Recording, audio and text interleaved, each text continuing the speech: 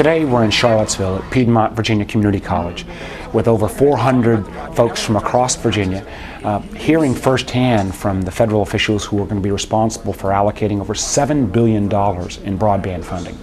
I wanted to make sure that the Virginia communities get a fair shot at those resources. We brought representatives from NTIA and the rural utility services. So both for the underserved areas and the unserved areas, we've got the decision makers so that folks from Virginia communities can ask firsthand to get their questions answered. So those applications, which are due by August 14th, they can have the most accurate information, and hopefully Virginia will be very successful in this process. We've got about, in our case, $1.6 billion to distribute here in our first round.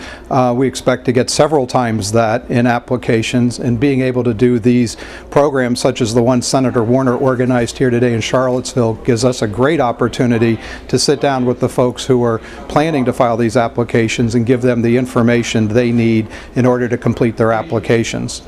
In the 21st century, if you don't have broadband, you're just not going to even be competitive. You're not going to be competitive in terms of getting new jobs.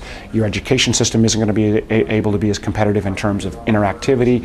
If you want to try to telecommute, you're not going to be able to do that because you don't have that fully functional two-way communications provided by broadband. There's a host of services that you've got to have broadband to be able to get access to.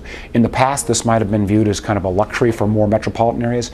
Now it is a prerequisite, and particularly a prerequisite for rural communities. So even though in Virginia we are ahead of the game with the Mid-Atlantic Broadband Cooperative that we put in place under my term as governor all across Southside Virginia, we've got to make sure that those services just don't go to your major businesses or your schools, but go to actually to everybody's home and business all across Virginia.